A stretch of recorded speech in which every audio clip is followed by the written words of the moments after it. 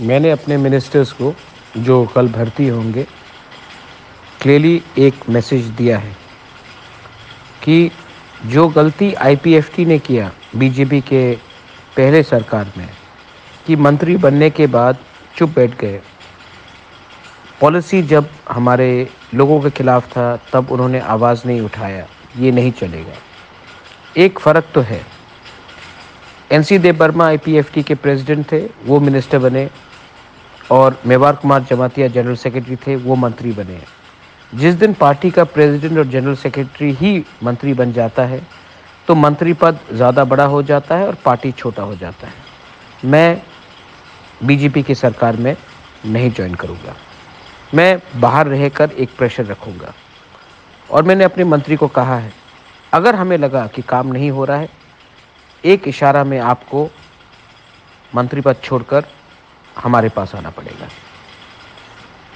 Pressure अंदर से होगा, प्रेशर बाहर से होगा, प्रेशर सिविल सोसाइटी से होगा, और प्रेशर सेंटर में भी अपना ही लोगों को भेजकर हम क्रिएट करेंगे।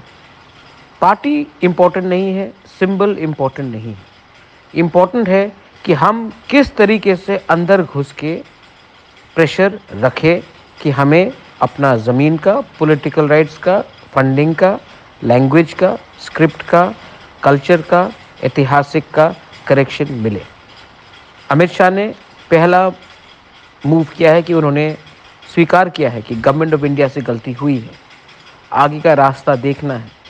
लेकिन हमें हर तरीके से, हर तरफ से, अंदर से, बाहर से, सब जगह से प्रेशर रखना है। कैबिनेट के अंदर हमें प्रेशर रखना पड़ेगा, ये 2 मंत्री के थ्रू। आज पहली बार है कि 11 मंत्री में 5 तिपरासा होगा।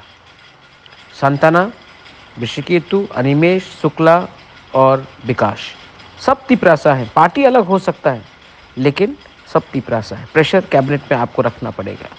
पार्टी के बाहर, कैबिनेट के बाहर मैं प्रेशर रखूँगा, और सिविल सोसाइटी से भी आपको प्रेशर रखना है।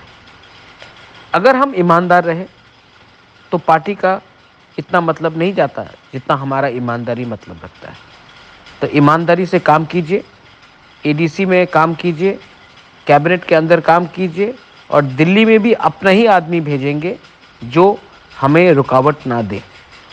सिंबल इम्पोर्टेंट नहीं है। फिर से जो दिल्ली में हमें हेल्प करे, कैबिनेट के अंदर हमें हेल्प करे, एडीसी में हमें हेल्प करे, और जो हमारे लोगों को हेल्प करे, ये सबसे इम्पोर्टेंट चीज़ है।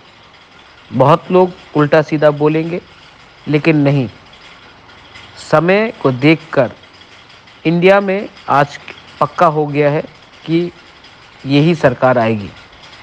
तो हमें यही सरकार से कॉन्स्टिट्यूशनल सॉल्यूशन लाना है। ऑपोजिशन, मैं जितना भी उनको प्यार करूं, वो पावर में नहीं आ रहा है। तो हमें देखना है कि कौन पावर में है और कौन ही हमें हमारा न्याय दे सके। इसके लिए दिमाग से सोचकर हमने ये कदम उठाया है।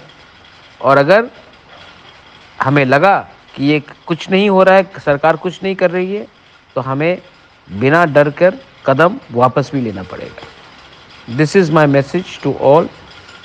सोचिए, समझिए, और राइट टाइम में राइट डिसीजन लीजिए। बेल आई नो हम बाय।